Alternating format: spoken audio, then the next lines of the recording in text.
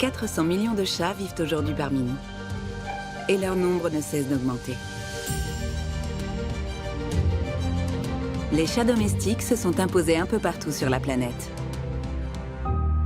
I think that their ability to communicate with us probably made the cats one of the most popular pets in the world. Les chats sont même devenus les rois d'Internet. Et rien ne semble pouvoir arrêter leur conquête.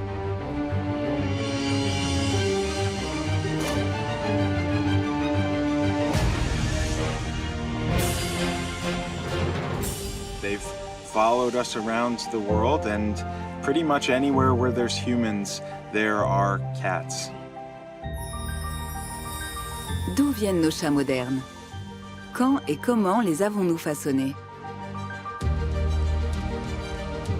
Nos chats domestiques descendent tous de chats sauvages, et retracer cette histoire est un véritable défi. Pour résoudre ce mystère et comprendre les relations que nous avons nouées au fil du temps avec ces petites boules de poils, des archéologues, des biologistes et des comportementalistes mènent l'enquête. Leur récente découverte nous révèle l'incroyable épopée du chat.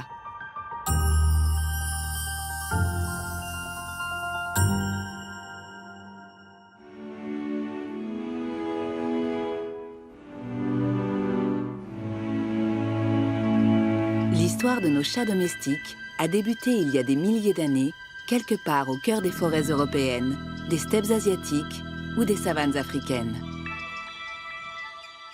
Des régions où subsistent encore des populations de chats sauvages.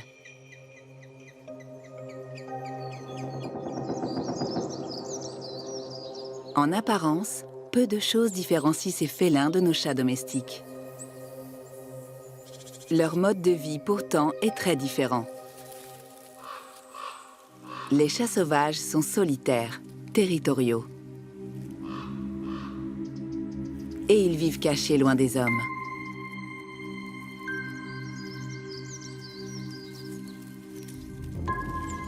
Nés au début du printemps, les chatons apprennent, dès leur plus jeune âge, à développer leur fantastique aptitude de prédateur pour être autonomes au début de l'hiver.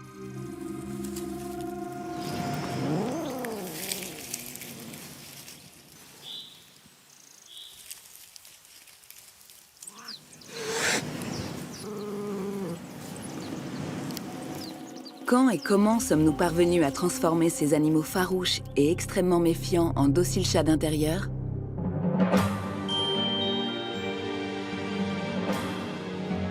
Le Muséum national d'histoire naturelle a rassemblé une fabuleuse collection d'ossements de chats obtenus au cours d'expéditions scientifiques. Il couvre une période allant de la préhistoire à nos jours. Mais pour Cécile Calou, maître de conférence au CNRS, ces éléments ne sont pas suffisants pour retracer les origines des chats domestiques.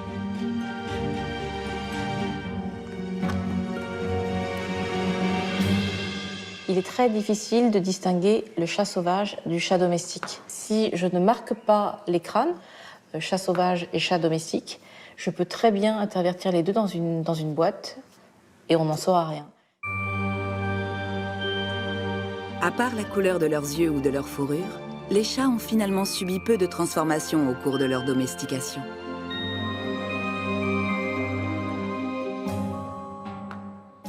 Contrairement aux vaches, aux moutons ou aux cochons devenus très différents morphologiquement de leurs ancêtres sauvages, peu de choses différencient aujourd'hui nos chats des chats sauvages d'Europe, d'Afrique ou encore du Moyen-Orient. Découvrir où a commencé la domestication de nos chats et reconstituer leur arbre généalogique nécessite donc des approches scientifiques multiples et souvent complexes. Direction Chypre. Surgie du fond de la Méditerranée il y a 5 millions d'années, cette île n'a jamais été rattachée au continent. Chypre est donc un formidable observatoire archéologique pour débuter l'enquête. Aucun animal domestique ni aucun félin ne vivait ici avant l'arrivée des premiers humains il y a 12 500 ans. Chypre est située en Méditerranée, au carrefour de l'Europe, de l'Asie et de l'Afrique, des régions où ont toujours vécu diverses populations de chats sauvages.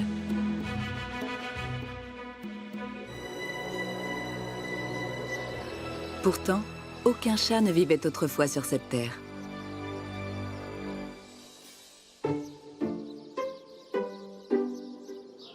Alors, à quelle époque les hommes ont-ils introduit les lointains ancêtres de ces chats qui pullulent aujourd'hui à Chypre?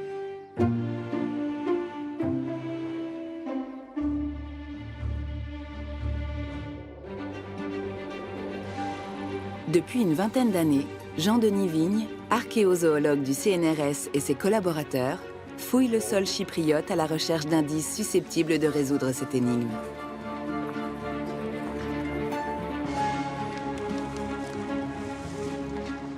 Ah, c'est chouette, ça, c'est probablement un outil de type burin. En fait, là, on cherche des sites du début de la préhistoire néolithique de Chypre. Et pourquoi? Parce que c'est la période du basculement entre la chasse-cueillette et le début de l'agriculture et de la domestication des animaux.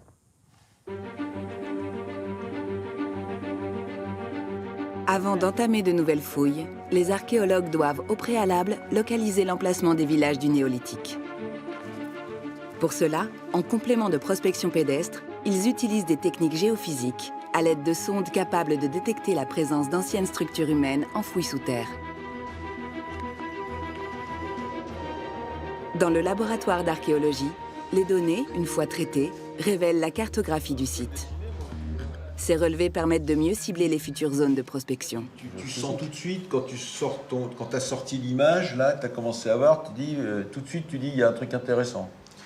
Oui, souvent, on sent avec l'habitude, on sent que là, il y a une structuration et qu'il faut aller regarder de près. Voilà, alors, c'est pas des plans de maison ou des choses, tout de suite, on sait qu'on a quelque chose. Là, on a des... Non, mais il y a des irrégularités, il n'y a rien que ça, il faut qu'on aille les vérifier. Voilà, c'est ça. Mais au moins, on sait où il faut creuser. Voilà, exactement. C'est-à-dire qu'on ne va pas aller dans un endroit où il n'y a pas d'anomalie.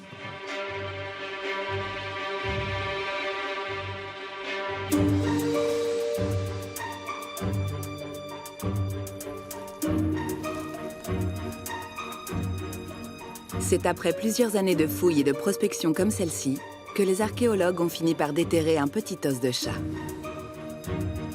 D'une apparence insignifiante, cet ossement vieux de 11 000 ans était pourtant une formidable découverte. C'est la phalange d'un gros chat de format chat sauvage, comme l'étaient les tout premiers chats domestiques. Évidemment, si on trouve cette phalange ici, c'est qu'il y avait des chats à Chypre, et on imagine assez mal des chats traverser à la nage 70 km de mer, et du coup, il a nécessairement été introduit par des hommes, quoi. Même s'il n'y a qu'une phalange, eh bien, elle témoigne du fait que l'homme avait déjà introduit le chat à Chypre à 8800 avant Jésus-Christ, donc il y a 10 800 ans, presque 11 000 ans. Dès les débuts de l'agriculture, se débarrasser des rongeurs qui pillaient les réserves de céréales est une question de survie. Les chats remplissaient parfaitement cette mission. Mais leur relation avec les premiers cultivateurs du néolithique se limitait-elle uniquement à cela?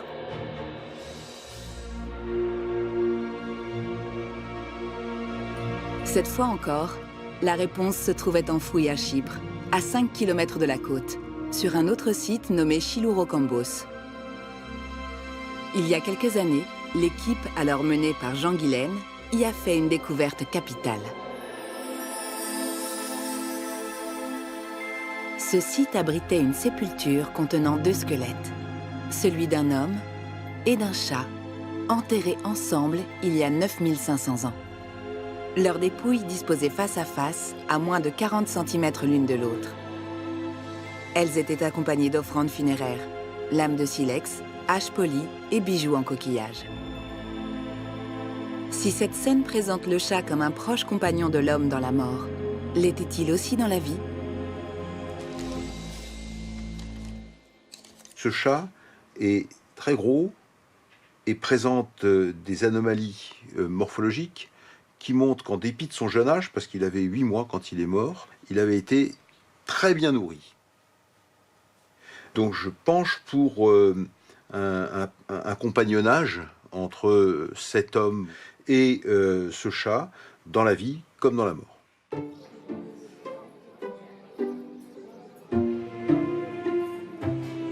Comme tous ces chats qui déambulent aujourd'hui à Chypre, le chat de Chilourokambos vivait lui aussi près des hommes il y a près de 10 000 ans. La relation entre les villageois du Néolithique et les chats qu'ils ont amenés sur l'île atteste que leur domestication a commencé bien plus tôt, ailleurs, sur le continent. Reste à découvrir où.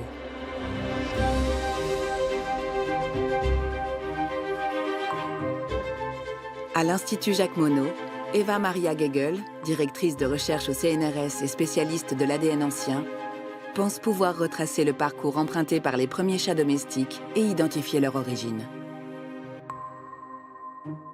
Vor unserer genetischen Studie wusste man zwar, dass eine Katze vermutlich aus Anatolien oder dem Nahen Osten nach Zypern geschippt wurde. Das heißt, sie muss mit Menschen auf dem Schiff nach Zypern gelangt sein.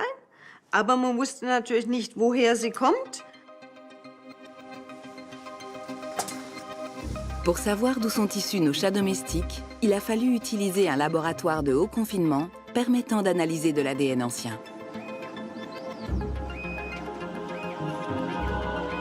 Les chercheurs ont extrait des fragments d'ADN provenant de 441 ossements de chats ayant vécu au Proche-Orient, en Afrique, en Europe ou en Asie, sur une période allant du Néolithique à nos jours.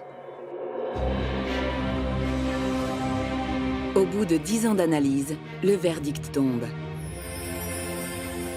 Les chats domestiques ne descendent pas du chat européen, mais d'un chat venu d'horizons plus lointains.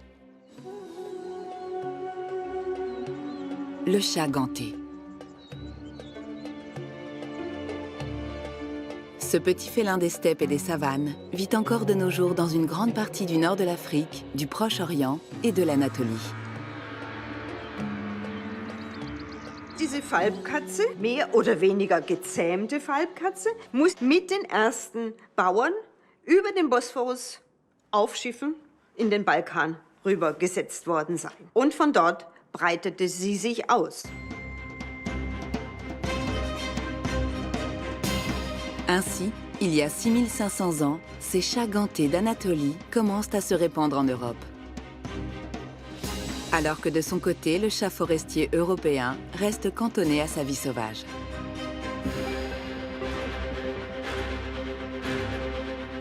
Mais nouveau coup de théâtre.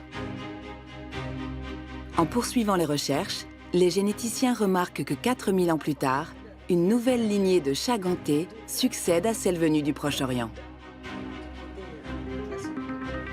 Da haben wir gesehen, dass da zwei Typen von der Falbkatze vorkommen. Zwei Linien, würde ich jetzt sagen. Eines war die Linie, die wir auch schon in Anatolien gefunden haben. Und die andere Linie hatten wir noch nicht nirgendwo anders gefunden. Und diese Linie scheint eine typisch égyptische Linie zu sein. Ce n'est donc pas une, mais deux vagues de diffusion du chat qui se sont produites. Il y a 3000 ans, les chats domestiqués en Égypte partent à leur tour à la conquête du monde. Embarqués à bord de navires, ces chats de compagnie se répandent en Europe occidentale, en Grèce antique, puis dans l'Empire romain, et poursuivent leur route toujours plus au nord, chez les Vikings.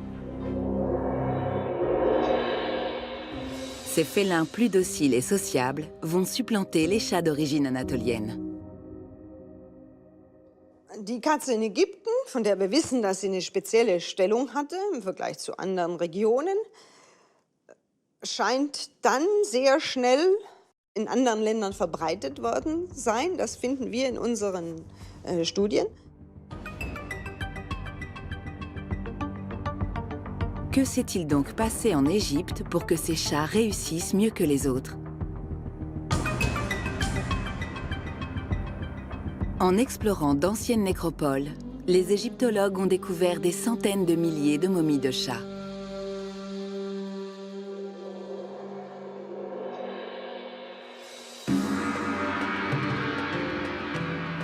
Les Égyptiens vénéraient les chats.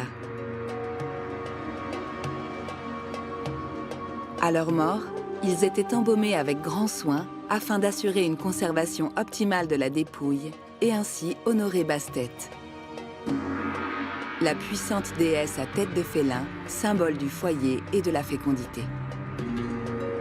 Pour satisfaire la demande importante des pèlerins désireux de faire une offrande à Bastet, les prêtres n'ont pas hésité à sacrifier plusieurs milliers de chats.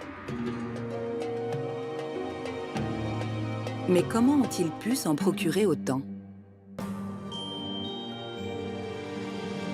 Le musée des Confluences a réuni la plus importante collection de momies animales hors d'Égypte.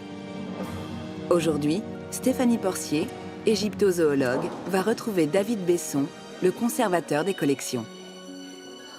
Ils veulent éclaircir le mystère de ce culte des momies de chats, propre à l'Égypte ancienne.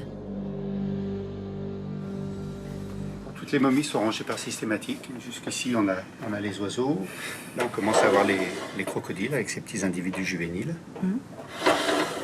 Et pour ce qui nous intéresse aujourd'hui, les chats, on est vraiment sur ces deux colonnes-là.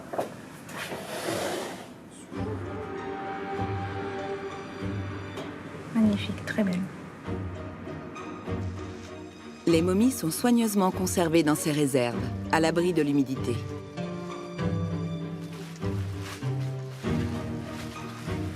Magnifique.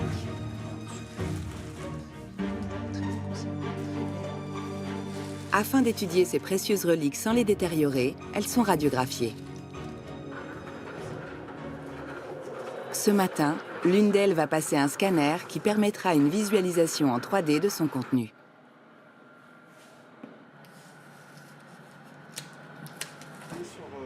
Les images obtenues par Samuel Mérigeau vont révéler le secret de cette momie réalisée il y a plus de 2300 ans. Voilà, donc là, l'acquisition est terminée. Et puis maintenant, on va commencer à faire les reconstructions, c'est-à-dire ces images de base, on va les reconstruire pour qu'elles soient exploitables sur les logiciels de visualisation. L'imagerie fait apparaître la dépouille d'un chat soigneusement embaumé. Il faut regarder au niveau du bassin. Alors, donc là, on a les dernières vertèbres.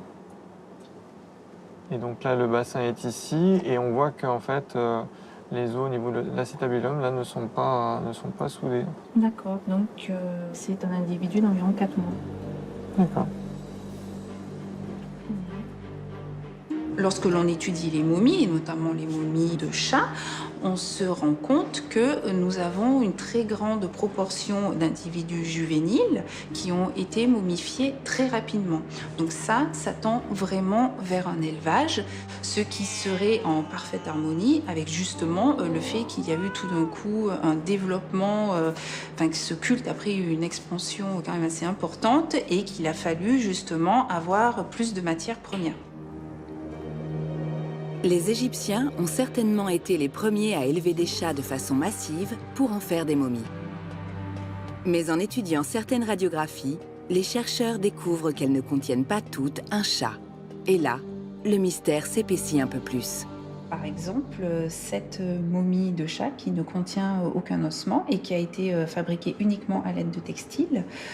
Ou encore, parfois, donc, des momies qui sont fabriquées uniquement à partir de morceaux d'animaux, comme par exemple celle-ci qui a été donc façonnée uniquement à partir des pattes arrière d'un individu. À la fin de l'Antiquité égyptienne, ces momies représentent un véritable enjeu économique pour les embaumeurs, le clergé et les éleveurs de chats. Leur fabrication était devenue quasiment industrielle. Et de grandes quantités de chats ont été sacrifiés pour être transformés en objets de culte. L'histoire des chats n'a pas toujours été ronronnante. Adulés durant plusieurs millénaires en Égypte, les chats deviennent au XIIIe siècle la bête noire de l'Inquisition catholique en Europe. Associés aux créatures diaboliques de la nuit et aux sorcières, ils sont longtemps persécutés et ne sortent des ténèbres qu'à la fin du Moyen-Âge.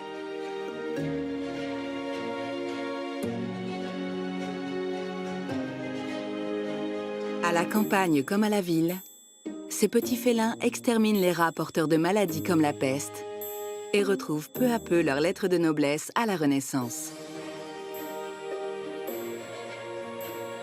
Ils parviennent même à s'imposer dans les salons de l'aristocratie. Ce petit compagnon lunatique, aussi attachant qu'agaçant, gagne définitivement le statut d'animal de compagnie au XIXe siècle.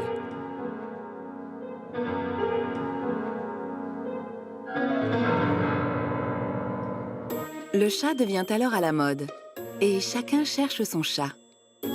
Un minou toujours plus docile, plus mignon, plus poilu. Bref, un chat différent de tous les autres.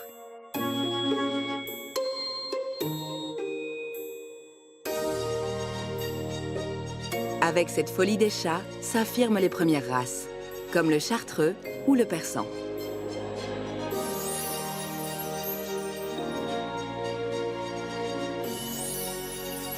Ce qui est sûr, c'est que c'est plutôt à la fin du 19e, quand on commence vraiment à fixer les races, à fixer les caractères et à les croiser volontairement pour obtenir telle ou telle forme, qu'on peut parler de domestication. Les chats ont finalement subi peu de transformations, alors que les chiens sont devenus très différents de leur ancêtre le loup dès les débuts de leur domestication. Le chien présente une très très grande diversité de formes. On va d'un très grand danois à un chihuahua. Alors que chez le chat, on a toujours un chat. On a des petits chats, on a le Maine Coon qui est un très gros chat. Mais quand on regarde au niveau squelettique, c'est toujours du chat. On ne dénombre qu'environ 70 races de chats, contre plus de 300 chez les chiens. Mais le phénomène va s'amplifier, car la demande de chats aux formes et aux couleurs différentes est de plus en plus forte. Comme en témoigne l'énorme succès des concours et des expositions félines créées en 1871.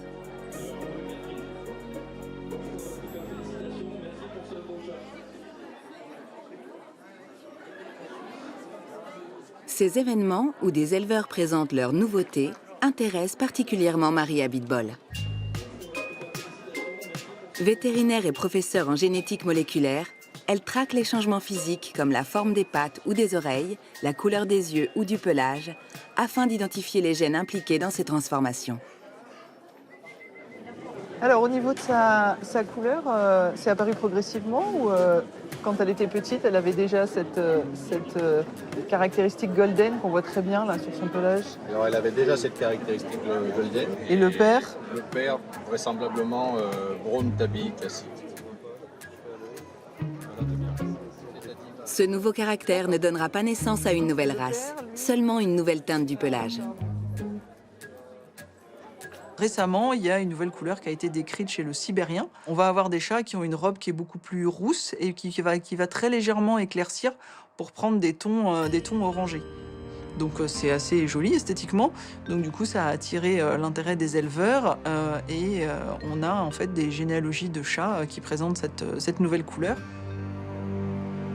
L'idée pour moi, c'est de récolter des informations de généalogie, des poils, et puis de l'ADN pour essayer d'identifier le gène et la mutation qui sont derrière cette nouvelle couleur.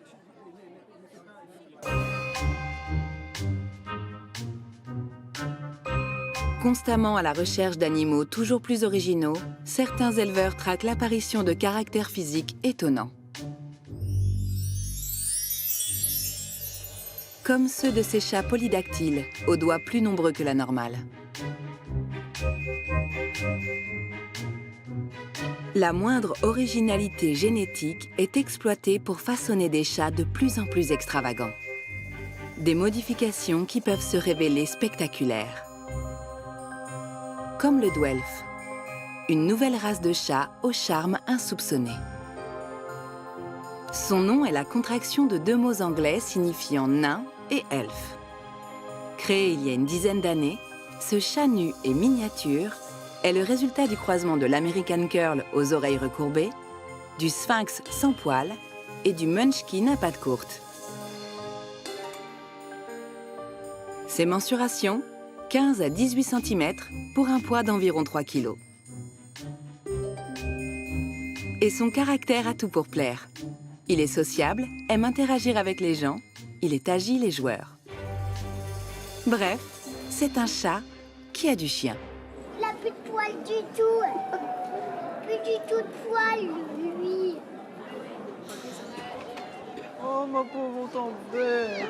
Si on prend les races nues, par exemple le sphinx, qui provient du Canada, c'est un chat nu qui est né dans une portée de chats de gouttière et qui a intéressé des éleveurs. Et en fait, tous les sphinx actuels sont les descendants de cette petite famille où est né ce chat nu parmi des chats poilus. Avec les sphinx, les éleveurs pensaient avoir façonné des animaux parfaits pour les amateurs de chats allergiques à leurs poils. Mais en réalité, ce ne sont pas les poils qui sont allergènes, mais leur salive. Si son look ne fait pas forcément l'unanimité, les propriétaires de chats nus vantent son caractère extrêmement sociable et affectueux. Quand on choisit un animal de race qui a été élevé dans une famille, on a quand même la garantie d'avoir un chat qui a été bien manipulé quand il était petit, des parents qui ont vécu en famille, qui ont rencontré des enfants, des personnes de différents âges, voire des chiens. Un animal qui sera un vrai compagnon amical. Un chat toujours plus petit, super mignon, parfaitement adapté à nos intérieurs, un compagnon docile et casanier. Voilà ce que l'on recherche aujourd'hui. Le Graal, un chat au caractère de chien. Un matou avec lequel on pourrait avoir autant d'interactions qu'avec un toutou. Très attaché à son maître, très affectueux, même avec ses congénères.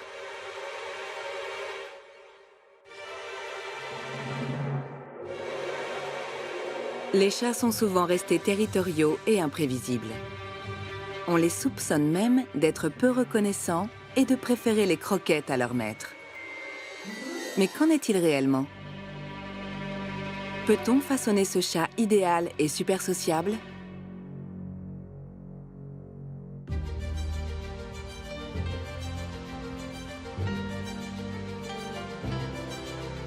À l'Université d'État de l'Oregon, une chercheuse veut démontrer que c'est possible.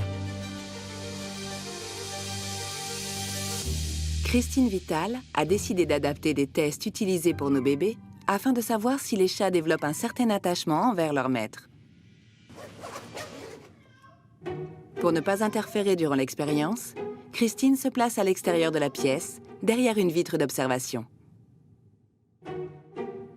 For a long time, it was proposed that only dogs and primates had that ability to form attachments. And with our research, we're finding that cats actually do this as well.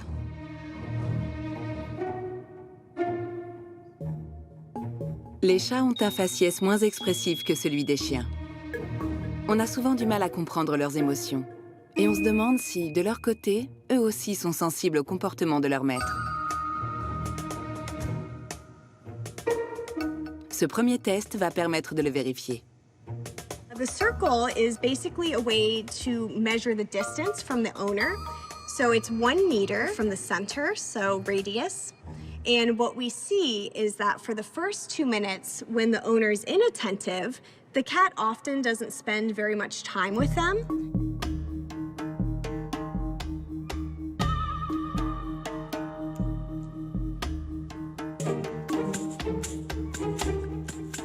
Hey, can I jump up there?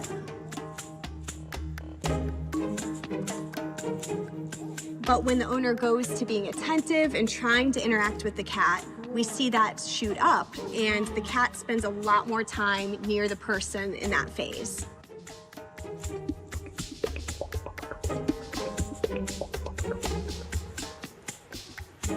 Cette expérience a été reproduite plusieurs dizaines de fois avec différents chats et leurs maîtres. Résultat, le comportement du chat est vraiment influencé par l'attention que lui porte son propriétaire. Mieux encore, si celui-ci est à ses côtés, il parvient à supporter un ventilateur dont les chats ont pourtant une peur bleue. Toutes ces expériences ont démontré que face à une situation stressante, 60% des chats sont rassurés par la présence de la personne qui prend soin d'eux. Un pourcentage comparable à celui des études menées sur des chiens et celles sur des enfants. Mais les chats sont-ils vraiment attachés à leur maître? Pour en avoir le cœur net, Christine Vital va mener d'autres tests dans l'environnement où vivent habituellement les chats. Dans cette expérience de libre choix, on soumet au chat sa nourriture préférée, son odeur préférée, son jouet préféré. Son maître a pris place dans l'une des parties et joue avec lui.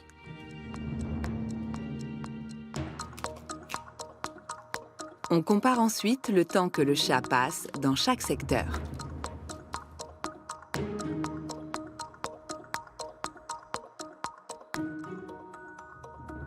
So what we find is about 50% of cats we tested prefer to go to the person for some form of social interaction. But about 37% of cats go to the food. So while both are pretty preferred, we're finding that more cats prefer that social interaction.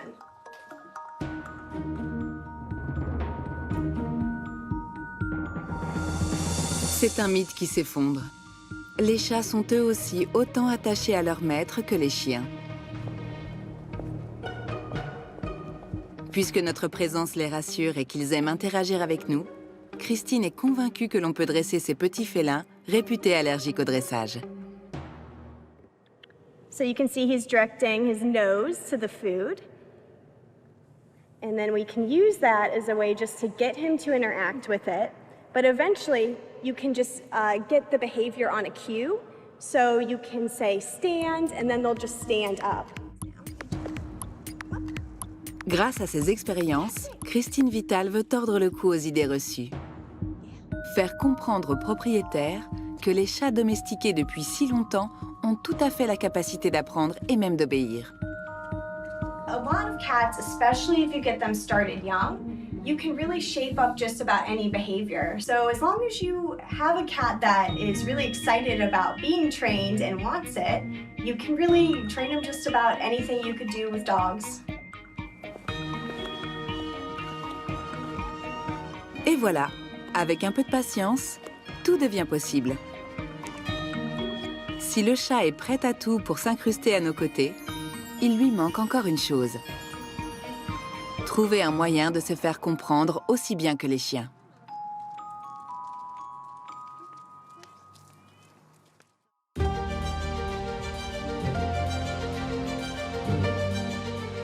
Susanne Schütz, professeure de phonétique à l'université de Lund, mène des recherches sur la façon dont le chat communique avec les humains. Un programme qu'elle a baptisé Miaouzik.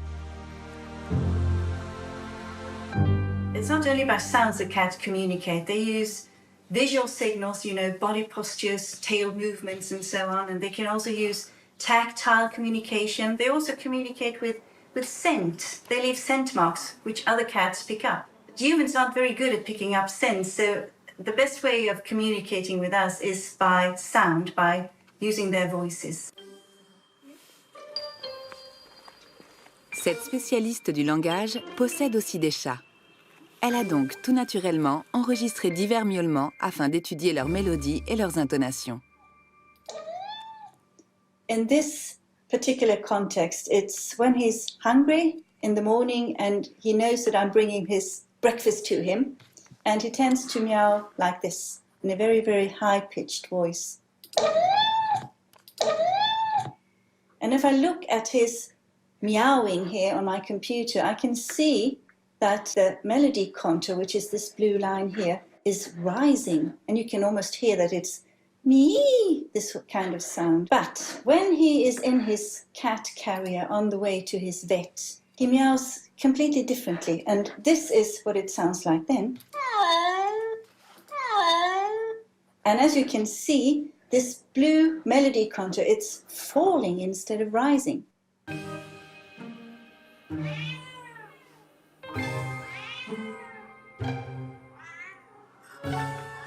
Les chats partagent donc leurs ressentis avec nous. Pourtant, ils n'utilisent ni grammaire, ni mots, ni phrases. Comment se fait-il alors qu'on les comprenne parfois si bien? Pour le découvrir, il faut enregistrer une grande diversité de miaulements dans des situations différentes. C'est ainsi qu'est né un programme de recherche entre les villes de Lund et de Stockholm.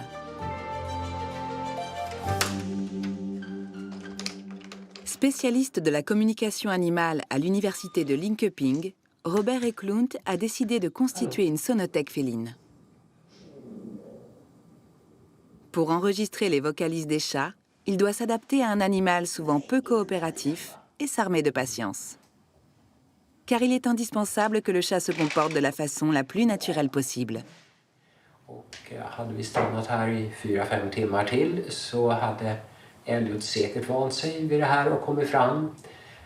Det vet man inte, eller så var han inte på pratsamt humör idag. Katter vaknar också på olika sidor, helt enkelt. Le lendemain, au bout de quelques heures, Elliot finit par ignorer sa présence.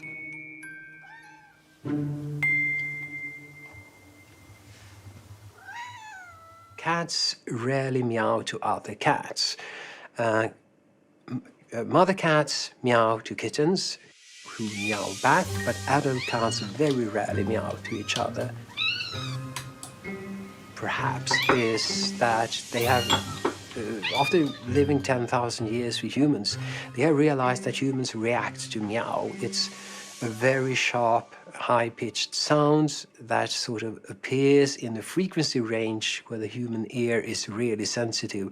We hear meows really well and we turn our heads, and that's the entire point of being vocal. Robert a transmis l'ensemble de ses enregistrements à Susanne Schütz. Dans un premier temps, la spécialiste de la phonétique a patiemment classé les enregistrements de façon à associer à chaque courbe mélodique la situation précise durant laquelle les chats ont miaulé. We have them here, for instance. This is a door context. The cat wants to be let outside. This is a greeting when the cat greets their owners when they come home from work. And as you can see, all these positive average contours tend to have a rising melody contour, while the negative ones, the one where the cats are discontent, stressed, or in their cat carriers, for instance, you can see that they have a falling melody contour. Pour capter notre attention, le chat est devenu un expert en miaulement et en ronronnement. Un moyen de communication qu'il a développé de lui-même pour se faire comprendre des humains. Well, I think that's apart from the fact that many people find cats very cute, I think that their ability to communicate with us using sounds and the way that they tend to be able to understand what we are saying to them has probably made the cats one of the most popular pets in the world, yes.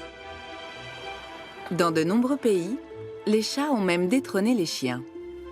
En France, on en compte désormais plus de 13 millions contre 7 millions de chiens.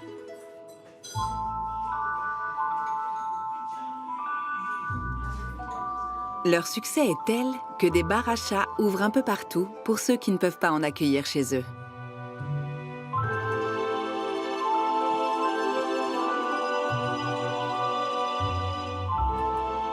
Grâce à leur facétie, ils ont même conquis un nouveau domaine, Internet.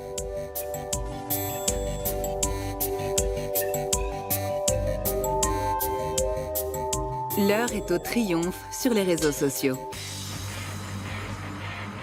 Sur le net comme dans la vie réelle, les chats comme Grumpy Cat, le chat grincheux, une célébrité aux millions de fans, ont pris une place qui dépasse l'entendement.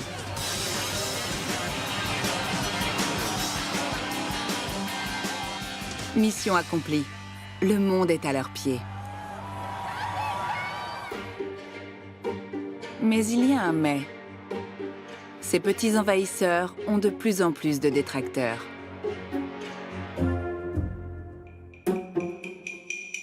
Car sommeillent encore en chacun d'eux des comportements de tueurs en série.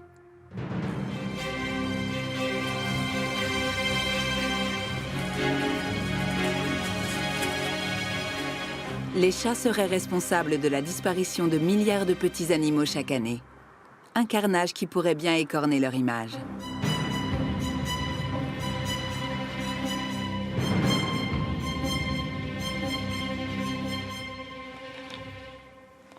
Alors Philou, où est-ce que tu vas aller? On va tout savoir. En région parisienne, des dizaines de chats ont été équipés de colliers GPS afin d'évaluer leur impact sur la biodiversité.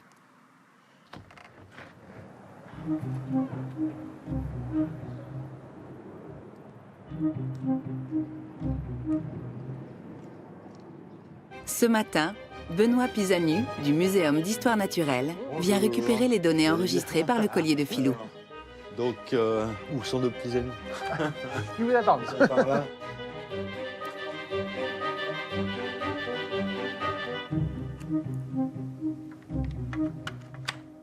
Qu'est-ce que vous en dites des trajectoires de Philou? Est-ce que vous imaginiez qu'il aille déjà aussi loin, dans des jardins des voisins là? On savait qu'il se promenait autour de la maison, peut-être pas aussi loin. Et là, effectivement, on a la démonstration qu'il ne va pas dans les jardins où il y a des chiens. En vert, c'est le relevé du mois de janvier. Et vous avez ici, en rouge, le relevé du mois de juillet. Donc, vous voyez, il y a toute une zone où il n'allait pas pendant l'hiver, où il va pendant l'été. Les chats domestiques sont donc loin d'être casaniers. Jusqu'où peut s'étendre leur domaine?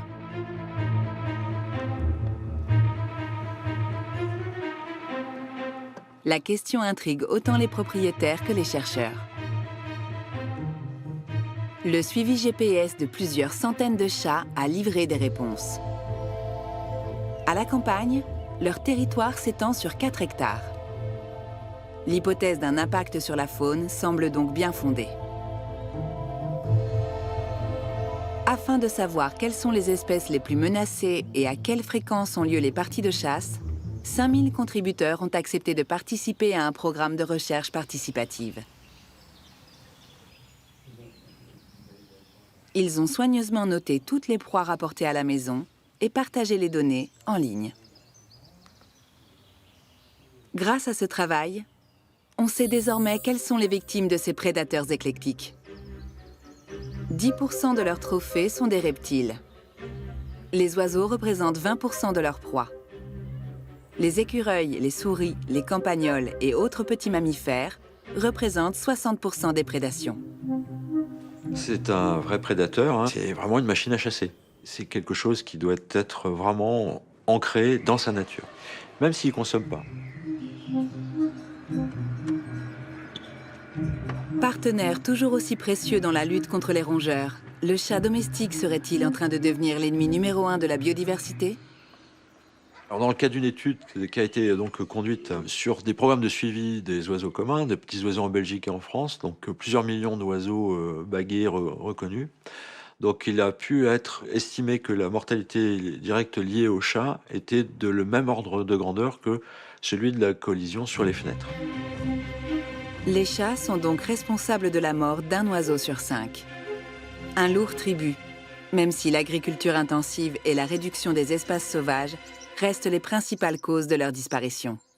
Les espèces qui sont prédatées par le chat sont des espèces qui, pour la vaste majorité d'entre elles, sont présentes déjà depuis extrêmement longtemps et ont cohabité anciennement avec le chat, on va dire les chats sauvages qui étaient là avant que l'homme ne réduise sa place. Donc ce sont des proies et qui ont coévolué avec des prédateurs.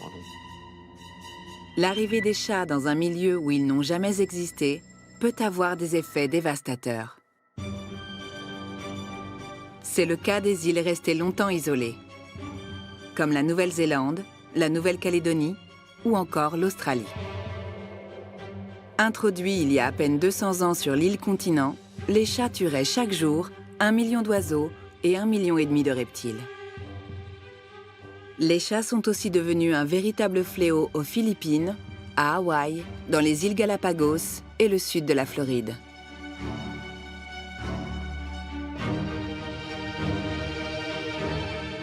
Dans les Keys, où ils sont arrivés beaucoup plus récemment, les autorités ont décidé de prendre les devants pour protéger la faune endémique. Depuis leur introduction dans les années 60 sur l'île de Key Largo, les chats s'attaquent à des espèces qui n'avaient jamais été confrontées à ce prédateur.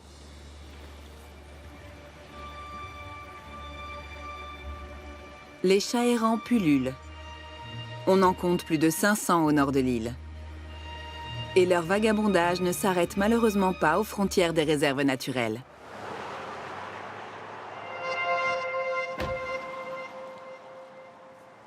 Une équipe de biologistes dévoués traque les félins qui ont fait de la réserve de Crocodile Lake leur terrain de chasse.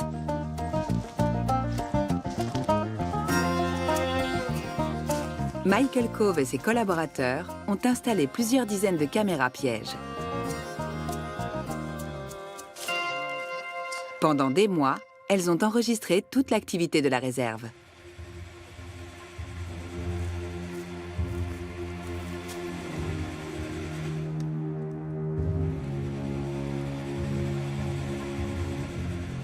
Yeah, I recognize this one. Yeah, I think he was there last week too. Yeah.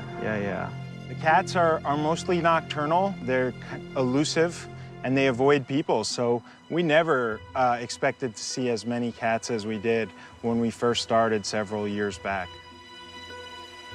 Les chats pourraient provoquer la disparition d'une espèce au bord de l'extinction, le rat des bois, dont ils n'ont aucun mal à repérer les nids. These wood rats in particular didn't have mammalian predators historically. And so they're naive to these types of predators. And so you can imagine carrying sticks like this for over 50 meters in the forest and then placing them here to essentially advertise your presence could be, quite maladaptive in the presence of these predators. Key Largo est le dernier refuge de ces petits rongeurs, et leur disparition est devenue une véritable affaire d'État. Les chats errants ont été stérilisés, et des nids sont en construction pour protéger les rats des bois. Cats are certainly here to stay, and what it's really going to take is changing of attitudes about how we perceive them, their impacts on the environment, and how we manage them and keep them as pets. And so if we get to that point where it's not okay to just let all your cats outside to prowl around at night when all of these wildlife are out. Les autorités redoutent par-dessus tout que certains chats s'installent pour de bon dans la réserve. Ce qui semble déjà être le cas.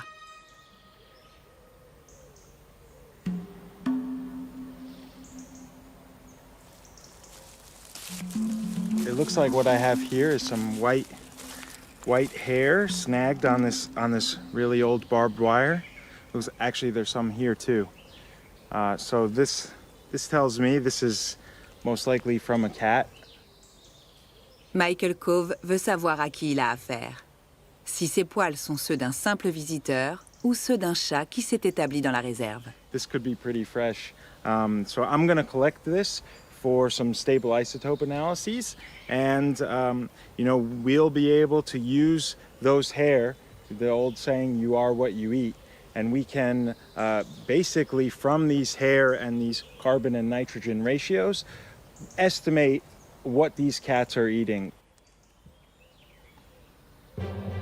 Les résultats de l'analyse de centaines de prélèvements effectués ces derniers mois ne sont pas rassurants.